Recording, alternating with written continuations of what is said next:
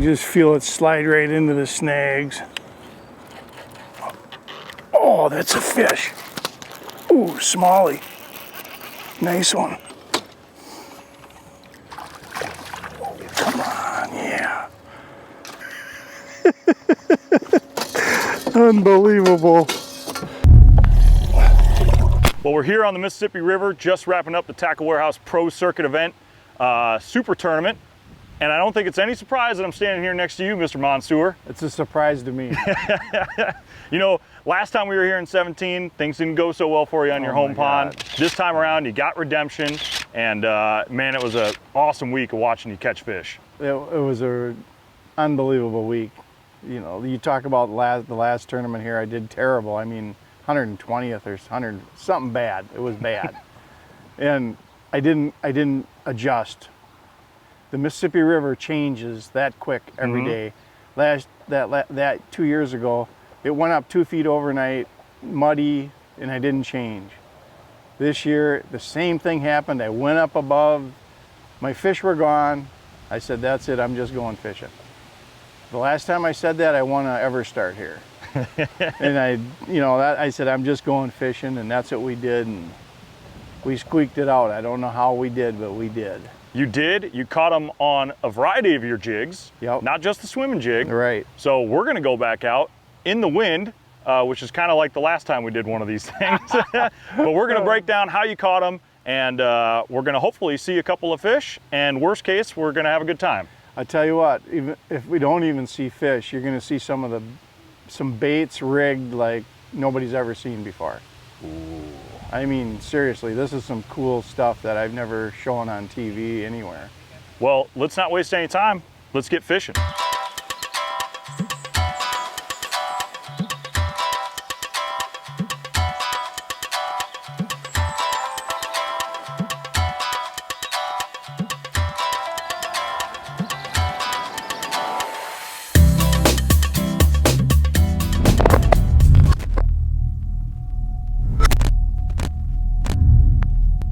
All right, Tom, a lot of guys this week were trying to throw a frog around and do a lot of stuff like you should do on the Mississippi River, what you're supposed to do in the summertime.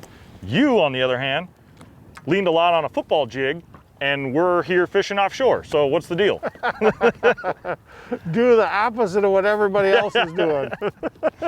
Yeah, we're out here ledge fishing in the Mississippi River. We basically are. That's a joke, ain't it? It really is. And we're throwing football heads.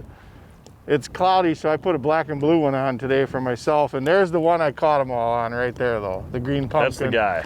That's a 3/4 ounce football with a cowboy. Yamamoto cowboy. Yamamoto cowboy and green pumpkin, and I've got the blue sapphire, and it's beautiful. Gary was throwing this color, and he was catching some 5. He thought he had a 7-pounder. What? Yeah. In practice. 7-pound drum? No. A bass. He was killing them. And then they caught the only one that was there, and there weren't no more there after that. Okay, so here's what we're doing. Yeah, what do we got going on here? You throw it out, let it hit bottom, and then swim it slow. It's like a crankbait, winding in a crankbait in the rocks. And you want to just feel bottom. Okay. So you're basically just kind of crawling it with the current over them rocks that are out there. That's right. Nice and slow. And when you get a bite, just wind fast. Don't set the hook. You don't need to swing into them, just start reeling. I did notice that hook is like laser sharp. Yep. These are really good Gamakatsu hooks. Now it's a little windy today, so we might have to move up. We'll see. Rainbow cast. Yeah. I was making really long casts because there wasn't no wind. Right. But this kind of stuff, I mean, you fished several of these places throughout the Black River. There's one right there. That did not take long. No.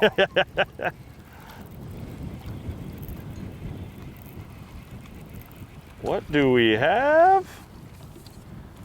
Well, hello, little largemouth. Yep. Gosh, they're just so stocky. They're just starting to fatten up now with the shad, you know. Tom, you were saying this is one of the spots you know, you caught a lot of fish out of during the event. Yesterday, on the final day, you came here, didn't have a limit. You caught your 4th fish, I think, and then you lost a really nice one, which was kind of like, seemed middle of the day, but tell me what that was like coming back here, getting that bite and having her come off right at the boat. Well, I tell you, that hurt. That really hurt. I needed, you know, you got to have 5 fish. I had 4 little ones, but I'd have took 5 little ones just to have 5. Right. You know. And I finally got a good bite.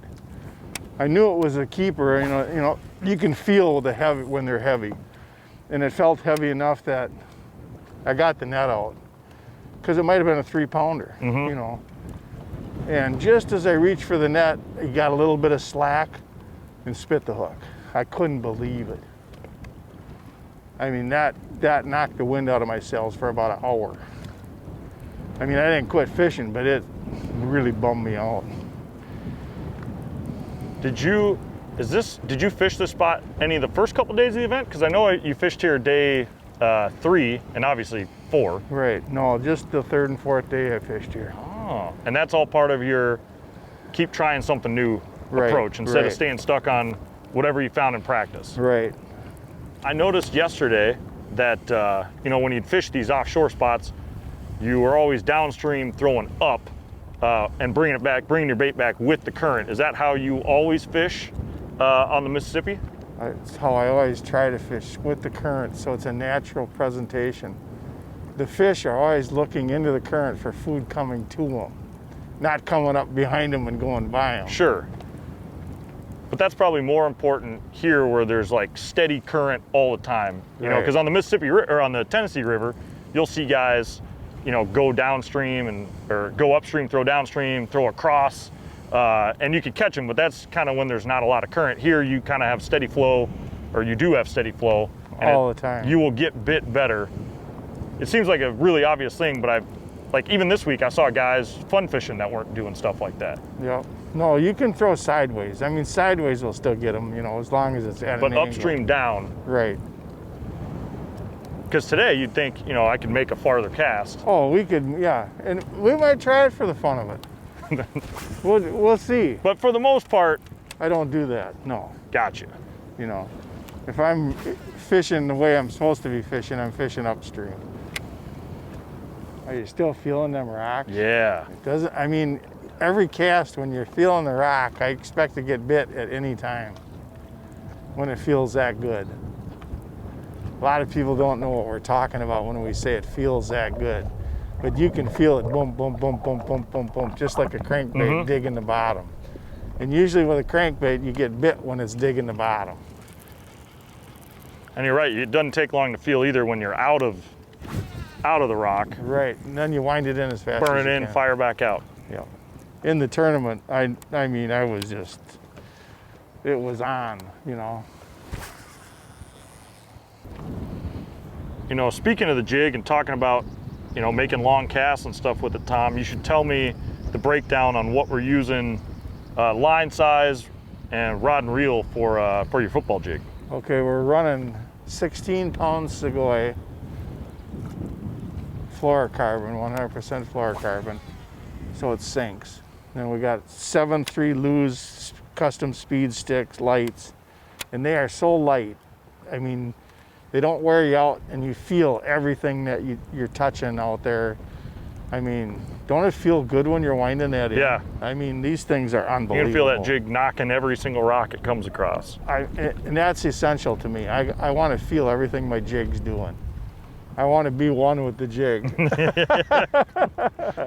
And I love these Lew's reels, the high-speed reels. You can always slow down, but when them fish are running at you, or the way I fish, where I set the hook with my reel. By just, as soon as I feel that bite, it's fast as I can, you know. Sure. That sets the hook instantly, facing right at them. So the Lew's high-speed reels, I mean, these things are beat up. You know, they've been through the ringer. And they're still tossing a jig like it's no big deal. And they are beat to heck, you know. I fish them to death, you know. I love Lew's. I mean, Lew's is one of Lewis and Suzuki and my Lowrances. I mean, I love the stuff I have. I wouldn't have it otherwise. Yeah. I mean, Yeah, you're a particular guy. I know that. I can use whatever I want. This is what I love. I don't care who it is, what it is. If it isn't what I really want, I ain't using it. You can't pay me enough to do something I don't want to do now. I'm too old. We've given it our best on this spot, but I think you milked it dry. Yeah, we got 2 little ones is all we got here, so. But you got more spots, which is Yeah, good. yep. And I think it's probably time we go check out one of them other ones that produced a pretty good amount of keepers for you in the tournament. We'll work our way up through spots that we fished and did good. Well, let's do it. And then about the 3rd spot, we'll hit where we got the big ones. Yeah, now we're talking. But the later we wait, the better. Because yesterday I went there early, remember? Yep. And caught 1 little keeper. Went there at 2 o'clock and it was on. We're And just the gonna day keep, before, the same thing. Went there at 2 o'clock, it was on. well, let's keep her moving up. Yep. Man. Hello. What are you doing? Do you believe it? I got one. I got one. Yeah, that is so cool. That's a nice one. I'm nice out filming a show right now. Filming Tom's a show. taking winter calls.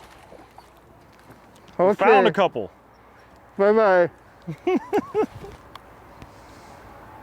Yours is a nice one. That is a nice one. We got so distracted by stuff. My brother just called on the phone and I see his rod bend and then I get bit right away too. I was thinking about going to get a drink. Tom's on the phone. All of a sudden I'm like, that feels like a bite. It was a bite. Yeah. Is there a place on this river you haven't caught a bass from? That's what Karen always says to me. All the time she says that to me. Is there a place you haven't caught a bass? Because I feel like everywhere I ran around, I'd be like, I bet Tom Monsoor caught one right there. Well, I bet Tom Monsoor caught one over here. He probably did. Oh, it's pathetic. So you're 71 years young, Yep. and out of those 71 years, how many years have you spent in a boat on this river? All my life. When we were on that bank over there, I fished that bank every day when I was a kid. I mean, I'd fall asleep riding my bicycle home. We lived, none of this was here, it was all just river. Sure. There wasn't a building over there, it was a marsh, giant marsh. And I would fish here every day on that bank. I lived about a mile from there. I could ride my bike right over there and be fishing. And it was really good fishing. Walleyes, crappies, oh my God. You name it, you'd catch it. Oh, I drug more fish home, catfish, anything. Catfishing probably, you know, each fish has something that it teaches you. Now, catfish taught me how to feel the bite, because you would sit there with your rod and you'd feel that little, when they'd be eating a cheese bait. And that taught me to feel bites, like unbelievable. Trout fishing taught me to fish the current, the runs, because they want it to come with the current, natural. Sure. So every fish teaches you something. You know, I guess I never really thought about that, but it's a good point. Yeah. It's amazing what you learn if you remember it. I've forgot more stuff than I'll ever you know. Oh, there's Oh, one. there you. Oh, jeez. That was a good bite. Oh, It knocked some God. slack in your line. Oh, he did it again. He's still after it. God. There might be a bunch right there. Another keeper.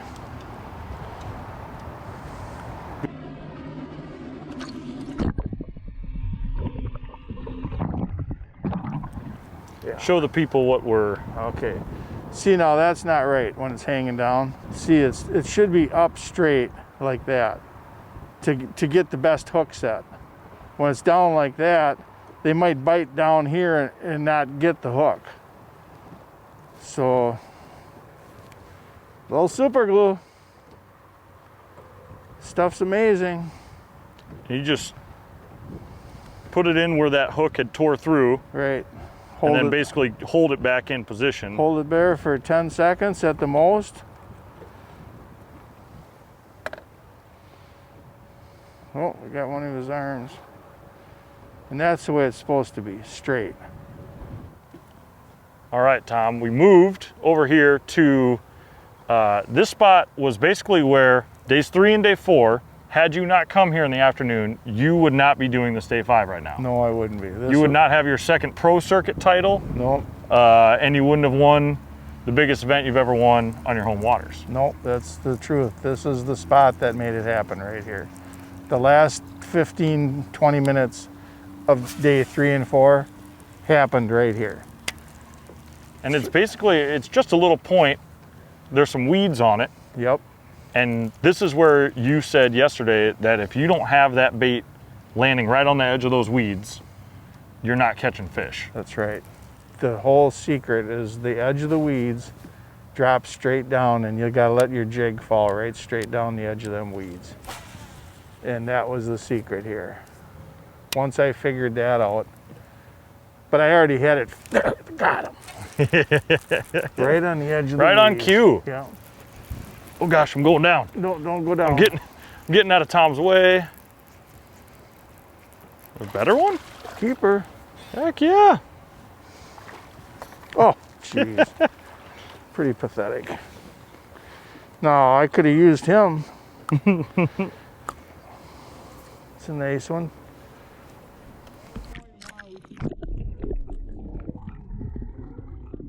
Well, as Tom just pointed out, it obviously is really important to let that jig fall right on the edge of those weeds. Because if you threw up in there and got weeds on your bait, you know, it's a ruined cast, you bring it back in. But on that fall, it always seemed like when I watched you here, when you caught one, it was kind of like almost as soon as you got out there. Right away. Yeah, I but mean, it's a visualizing where those weeds are, because the water's coming up, we can't see the tops at all. No, they're just about a foot underwater. If the water was down, you could see the edge, it'd be easy. Mm-hmm. I mean, you could just bing, bing, bing, bing, bing. But we couldn't, it's hit or miss now, and you gotta really pay attention to what you're doing to make that same cast every time. Spot lock helps, you know, but then if you shift it all, and once you dial in where that edge is and you can let it hit and drop, that's when you get bit. And without this spot, I wouldn't have won. And in practice, I never caught a fish here. I just came here out of desperation. Actually, I culled 3 times in there, and so I was coming out, and I thought, well, if they're in there, maybe they'll be out here. Oh, okay. I had to try it. But this was still all part of the, you know, just keep fishing during the tournament. No, You know, keep trying stuff, keep seeing what happens, Yep. because things do change daily, and they did throughout this tournament. every day. And you just kept making the right adjustments. Yep, every day. This was the only spot that was, I mean, consistent afternoon, they were there. Mm-hmm. You know, but they weren't there 4 days ago, 5 days ago. They were there the last 2 days when I needed them. Most importantly. The most important 2 days is when they showed up. That is so cool. But the other thing is, you were catching them on your football jig here. However, you just caught that one on the swim jig. I'm throwing your little homemade bitsy bug. Yeah. So the principle is, you know, it probably maybe doesn't matter all that much what you throw, just as long as the presentation is correct. Presentation and one of these 3 baits. These 3 baits are key. I mean, any of these 3 baits will kill them.